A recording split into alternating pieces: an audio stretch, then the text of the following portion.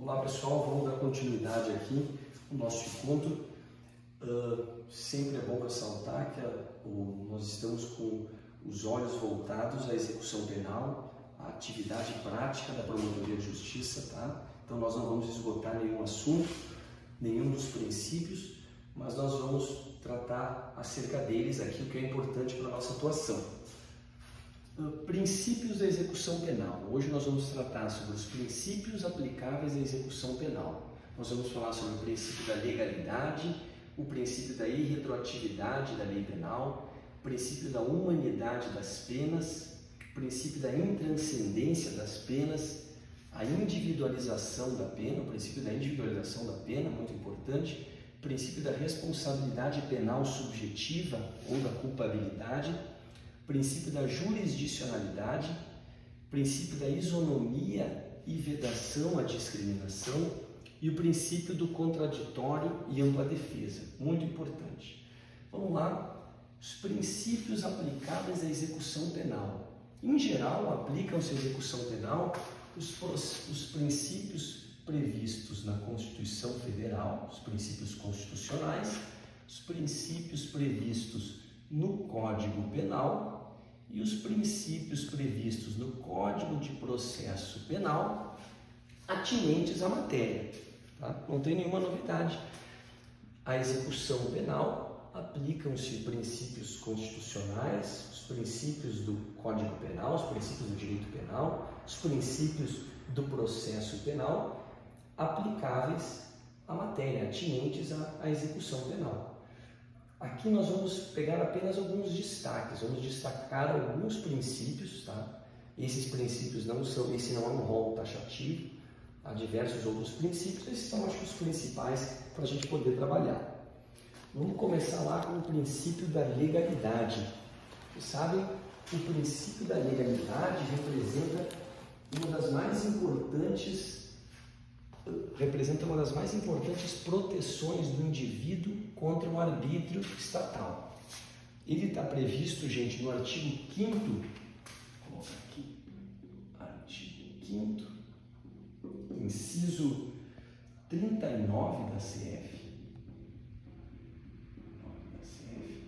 e também no artigo 1º do Código Penal.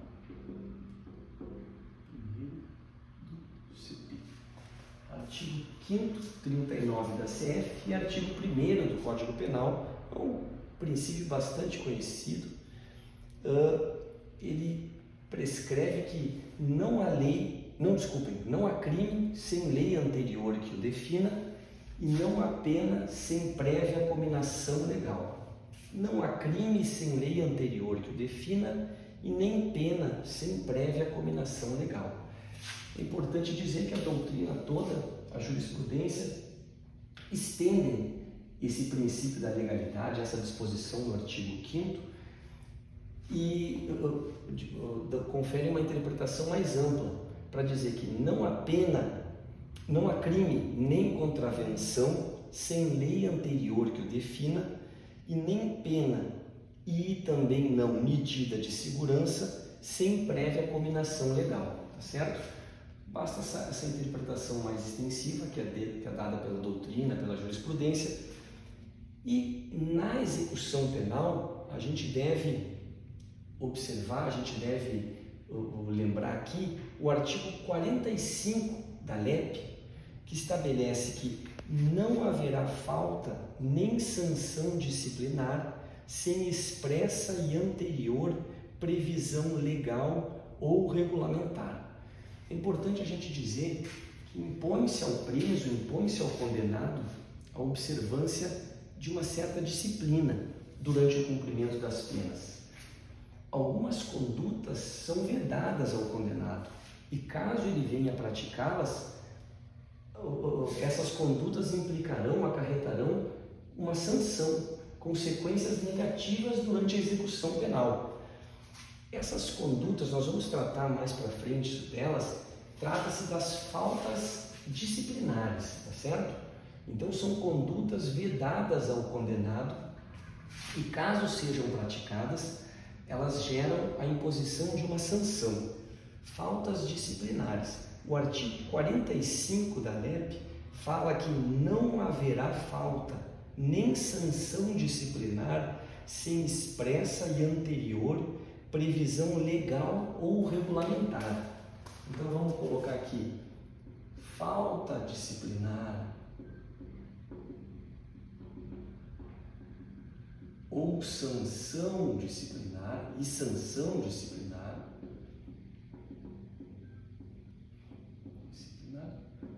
dependem de previsão legal ou regulamentar.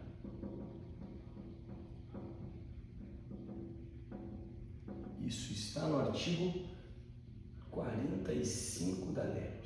45 da LEP. Tá certo?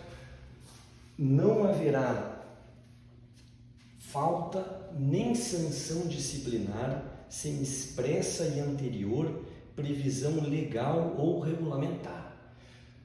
É importante dizer, gente, que a LEP define, antes disso, a LEP divide as faltas disciplinares em faltas leves, médias e graves. Falta, vou colocar assim, FD, falta disciplinar, certo? Segundo a LEP, as faltas disciplinares podem ser leves, médias ou graves. E a LEP estabelece um rol taxativo apenas das faltas graves. As faltas graves estão previstas no artigos 50 a 52 da LEP. As faltas disciplinares graves estão previstas nos artigos 50 a 52 da LEP. A LEP define as faltas disciplinares graves e as suas respectivas sanções e delega à legislação estadual a definição das faltas leves, médias e suas respectivas sanções. Legislação estadual. Aqui a gente se lembra, a gente tratou disso no encontro passado. Direito penitenciário é uma competência legislativa concorrente da União, dos Estados e do DF, né? Compete à União, aos Estados e ao Distrito Federal legislar concorrentemente sobre o direito penitenciário. Aqui está um exemplo de legislação concorrente. A Lei de Execução Penal define as faltas graves e as suas respectivas sanções. É um rol taxativo, tá? No artigo 50, 51 e o 52. A gente vai tratar sobre isso muito de uma forma melhor, mais aprofundada mais para frente. E as faltas leves e as faltas médias são tratadas pela legislação estadual, tá certo? A legislação estadual define as faltas leves, médias e as suas respectivas sanções. Eu acho que era isso que a gente pode falar aqui sobre o princípio da legalidade. E vamos passar para esse importante princípio da irretroatividade da lei penal. Esse princípio está previsto no artigo 5º, 40 da CF. Artigo 5º, inciso 40 da CF. Também um princípio bastante conhecido: a lei penal não retroagirá salvo para beneficiar o réu. Pelo princípio da irretroatividade da lei penal, a lei penal não retroagirá salvo para beneficiar o réu. Certo? O artigo 2º do Código Penal também trata desse princípio. Artigo 2º do Código Penal. Bem? Lei penal não retroage salvo para beneficiar o réu. E aqui eu vou dar um exemplo prático que eu acho que tem mais interesse. O pacote anticrime, assim chamada Lei 13.964 de 2019, Lei 13.964 13.964 de 2019.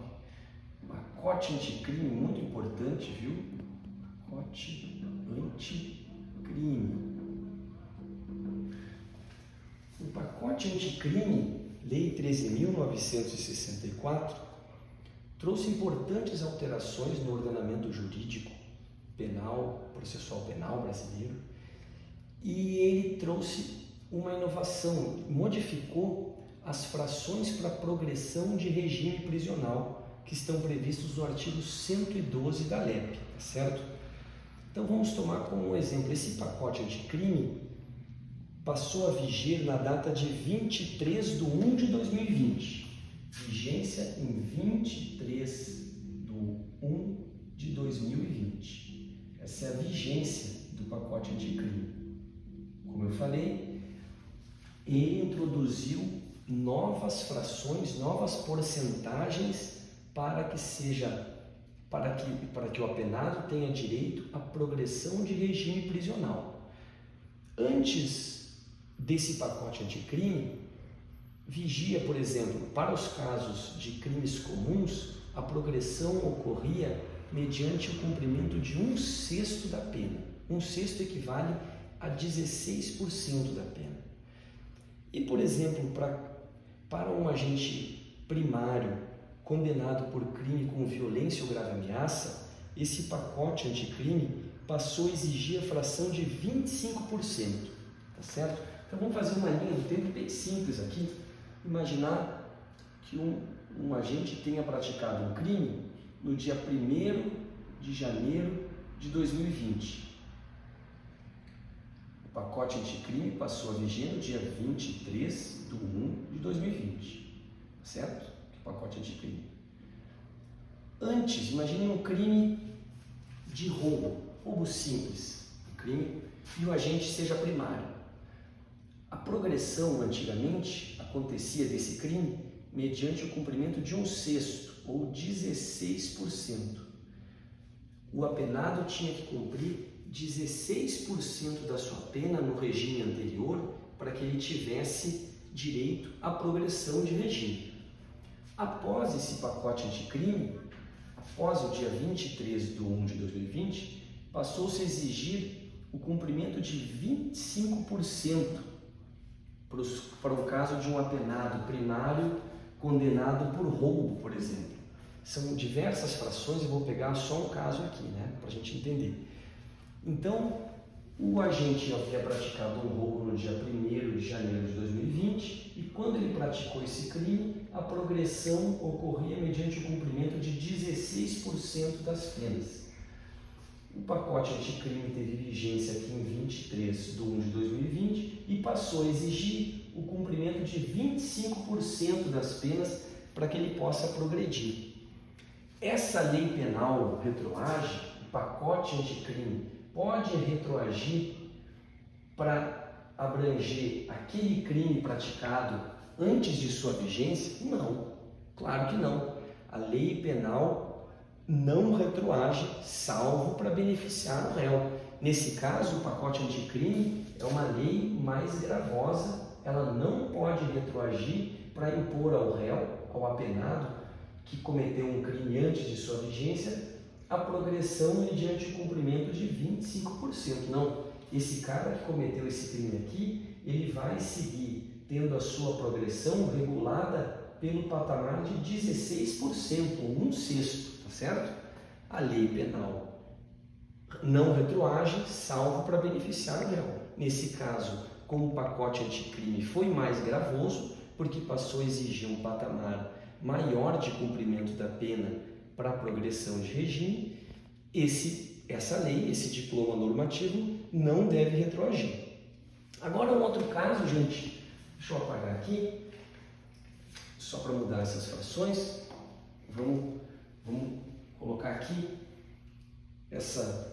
fazer essa linha do tempo, colocar mesmo as datas aqui, 1º de janeiro de 2020, pacote anticrime 23/1 de 2020, aqui uma linha do tempo, certo? Vamos imaginar que no dia 1º de janeiro de 2020, um apenado já reincidente tenha cometido um tráfico de drogas. Um apenado, um agente reincidente, em razão de uma condenação anterior por um crime comum, por exemplo, o cara já tinha sido condenado por um crime de furto, condenação definitiva, condenação transitada em julgado, e veio a praticar logo após um tráfico de drogas, no dia 1º de janeiro de 2020.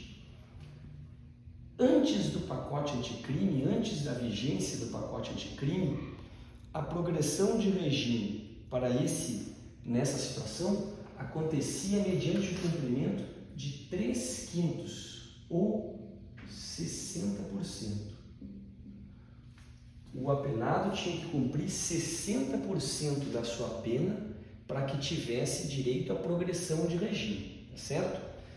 E após o advento dessa lei do pacote anticrime, Lei 13.964 de 2019, passou-se a se adotar, nesse caso, a fração de 40%.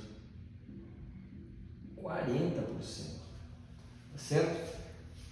Fica bastante claro que nessa situação o pacote anticrime é uma lei benéfica ao apenado.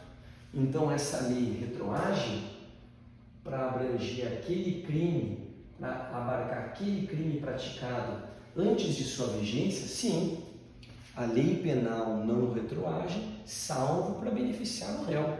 Como é uma lei que vai beneficiar o apenado, ela deve retroagir, e então, a partir da sua vigência, a progressão de regime para esse apenado condenado por tráfico de drogas não acontecerá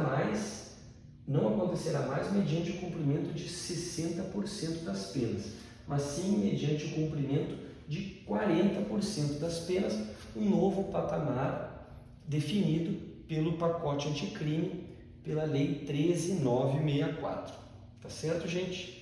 Só esses exemplos, eu acho que para a gente poder fixar essa questão da irretroatividade da lei penal. Vamos tratar agora do princípio da humanidade das penas.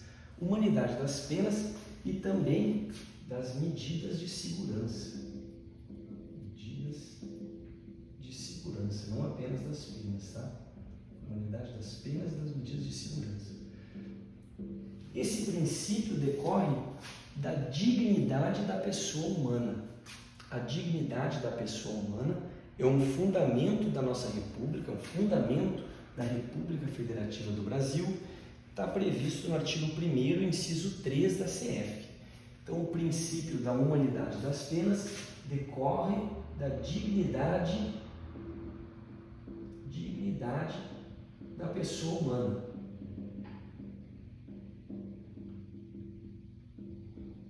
Mas não só da dignidade da pessoa humana, fundamento da República Federativa do Brasil. Ele pode ser extraído também do artigo 5º, inciso 3, que prescreve que ninguém será submetido a tortura nem a tratamento desumano ou degradante, do artigo 5º, inciso 47, que estabelece as penas proscritas, que fala que não haverá penas de morte, salvo em caso de guerra declarada, não haverá penas de caráter perpétuo, de trabalhos forçados, de banimento, penas cruéis, são as penas proscritas, essas 5 penas, tá certo? E também do artigo 5º, inciso 49, que assegura aos presos o respeito à integridade física e moral. Então, assegura-se ao preso o respeito à integridade física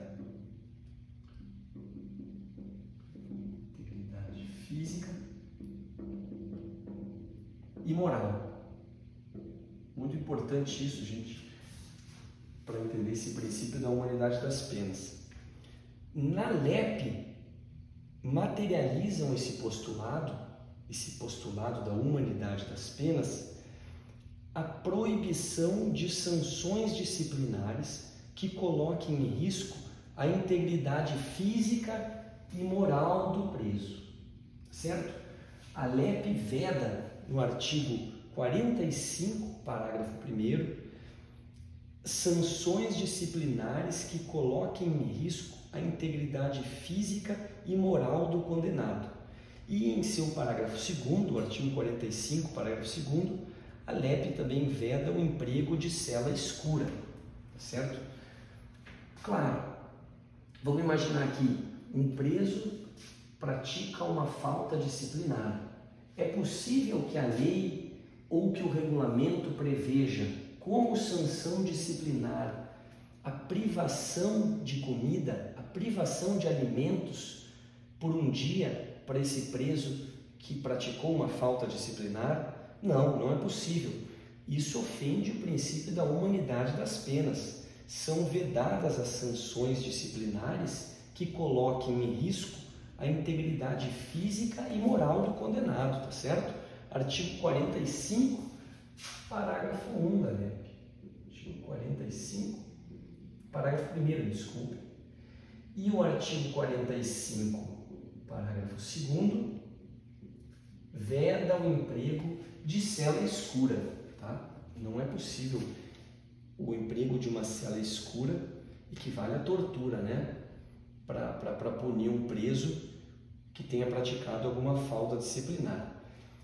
Importante aqui, para tratar desse princípio da humanidade das penas, a gente falar sobre o tema 220 que o STF fixou como tese de repercussão geral. Tema 220, STF, ao julgar recurso extraordinário, com repercussão geral,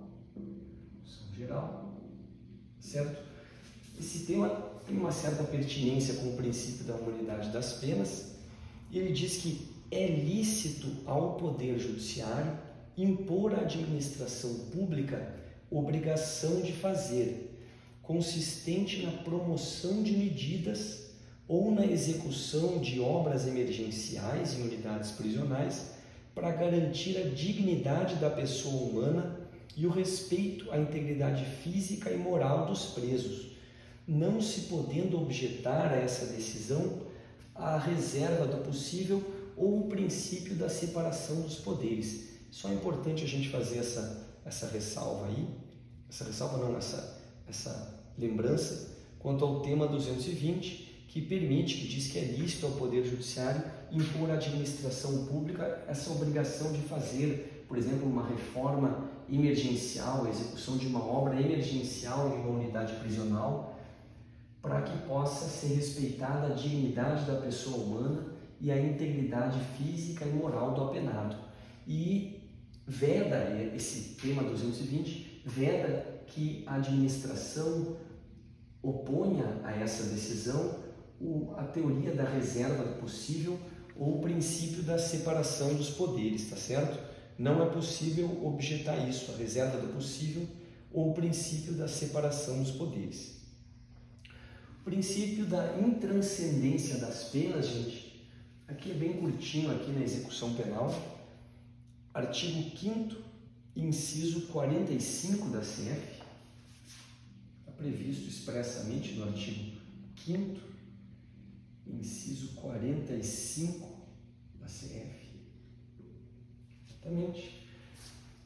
E o artigo 5º, inciso 45 da CF, estabelece que nenhuma pena passará da pessoa do condenado, podendo a obrigação de reparar o dano e a decretação do perdimento de bens ser, nos termos da lei, estendidas aos sucessores e contra eles executadas até o limite do valor do patrimônio transferido. Importante a gente pegar a regra aqui: nenhuma pena passará da pessoa do condenado. Nenhuma pena passará da pessoa do condenado.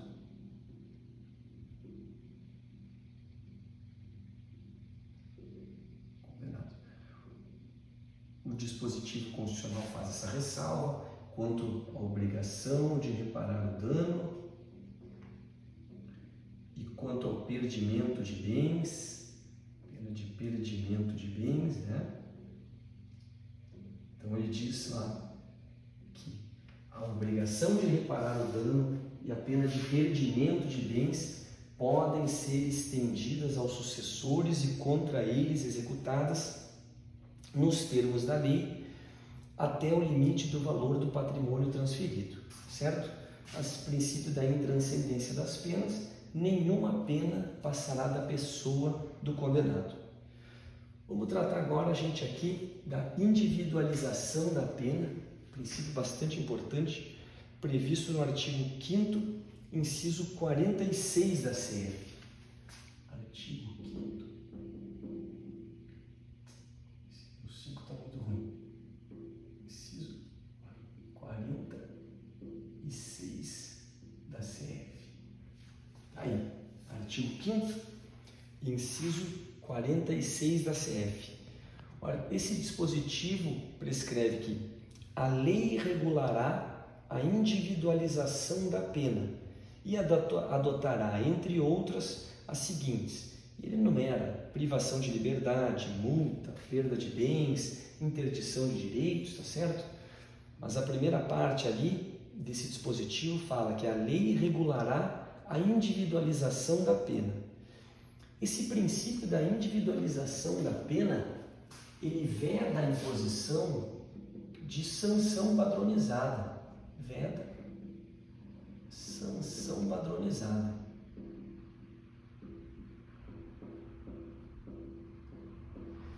Ele exige que cada pena seja individualizada para cada pessoa, tá certo? Esse princípio veda a imposição de uma sanção padronizada.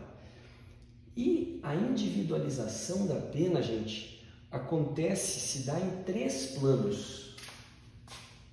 A individualização da pena se dá em 3 planos. No plano legislativo,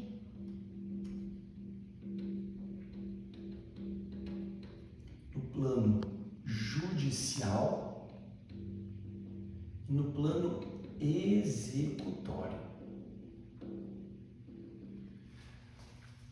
A individualização da pena se dá em 3 planos. No plano legislativo, judicial e no plano executório. A individualização se dá no plano legislativo quando o legislador comina abstratamente as sanções para o crime.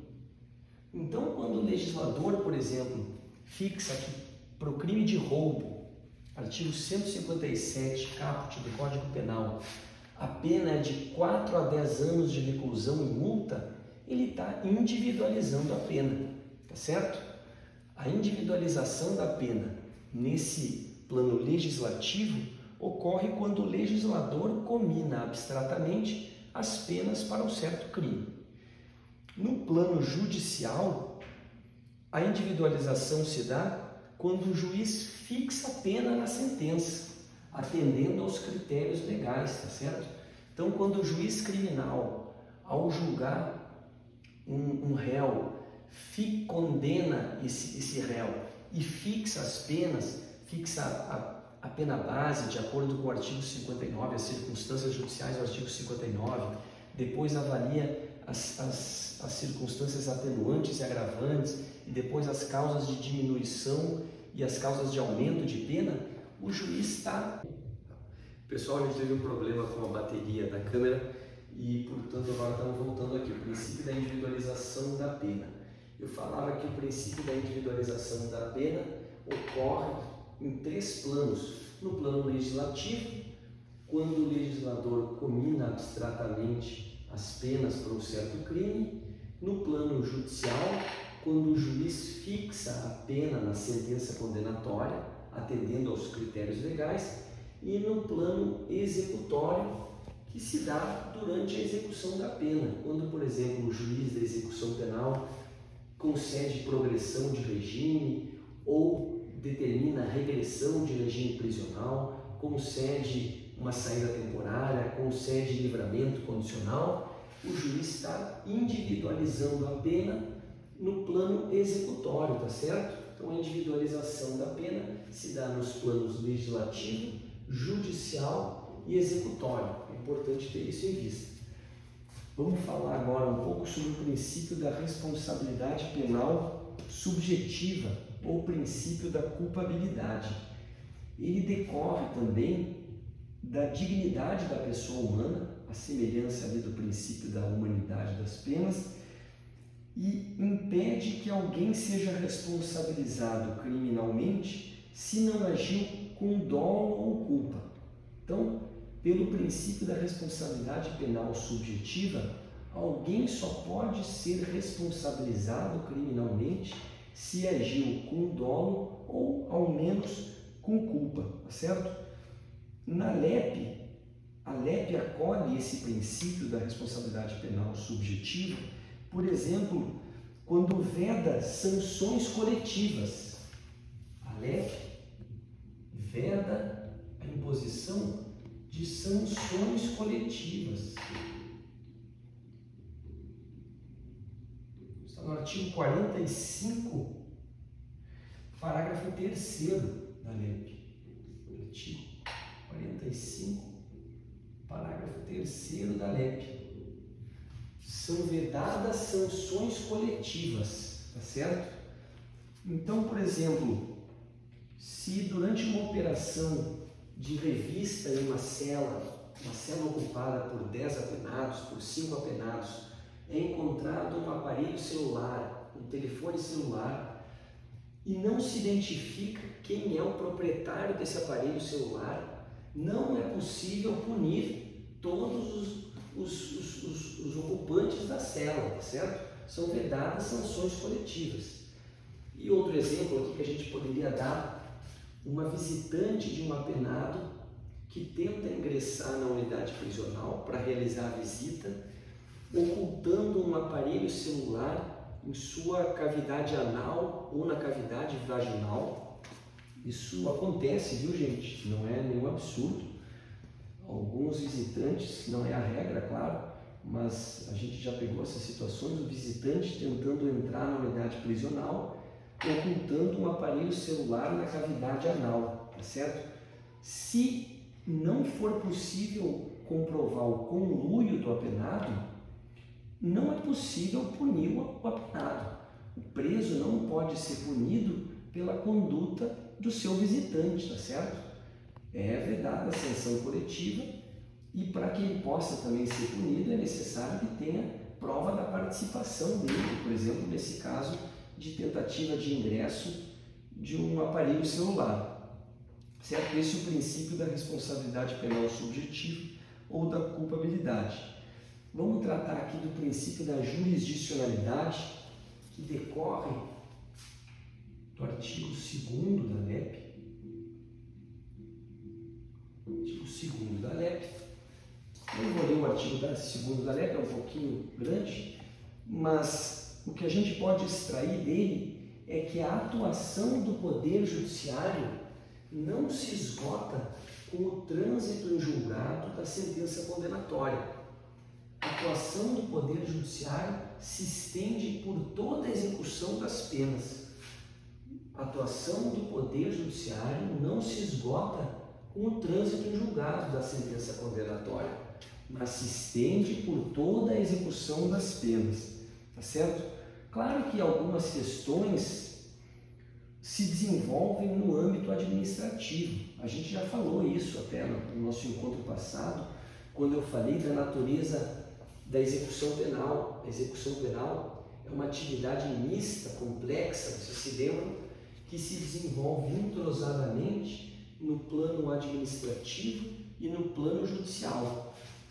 Algumas questões ficam a cargo da direção da unidade prisional, são questões administrativas. Porém, é o juiz que conduz o processo de execução penal, que decide a respeito de inúmeros benefícios, tá certo? Então, o princípio da jurisdicionalidade. A propósito, a Lei de Execução Penal prevê no artigo 194 um procedimento judicial para dirimir inúmeros conflitos que podem surgir ao longo da execução, como progressão, regressão, remissão de penas, sempre que não se tratar de uma questão meramente administrativa e desde que não haja outro procedimento específico. É o artigo 194 da LEP. A LEP prevê um procedimento judicial. Procedimento judicial para tratar das inúmeras situações previstas na LEP, e esse artigo 194 diz que esse procedimento se desenrola perante a VEC, tá certo? Perante o juiz da execução penal. É o artigo 194, fala assim: o procedimento correspondente às situações previstas nesta lei. Vejam só a generalidade, hein? O procedimento correspondente às situações previstas nessa lei será judicial, desenvolvendo-se perante o juízo da execução, tá certo? Então, princípio da jurisdicionalidade. Princípio da isonomia e da vedação à discriminação, no artigo 3º, parágrafo único da LEP. Artigo 3º. Parágrafo único da LEP. Esse artigo 3º, parágrafo único da LEP, prescreve que não haverá qualquer distinção de natureza racial, social, religiosa ou política, tá? E é claro que deve-se conferir uma interpretação extensiva a esse dispositivo para coibir discriminação de qualquer espécie. É vedada discriminação em razão da orientação sexual, em razão de alguma deficiência, tá certo? Deve-se conferir uma interpretação extensiva a esse dispositivo, artigo 3º, parágrafo único da LEP.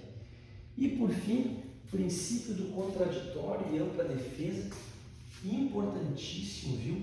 Importantíssimo. Está lá no artigo 5º, inciso 55, se não estou enganado, 55 da CF. E esse artigo diz que aos litigantes em processo judicial ou administrativo e aos acusados em geral são assegurados o contraditório e ampla defesa com os meios e recursos a ela inerentes, tá certo? Aos litigantes em processo judicial ou administrativo e aos acusados em geral são assegurados o contraditório e ampla defesa com os meios e recursos a ela inerentes. É possível a gente dizer de uma forma geral aqui que antes de o juiz proferir qualquer decisão contrária ao apenado, é necessário que seja observado o princípio do contraditório e ampla defesa, tá certo? Antes de se proferir qualquer decisão contrária ao apenado, é necessário que o juiz observe o contraditório e ampla defesa.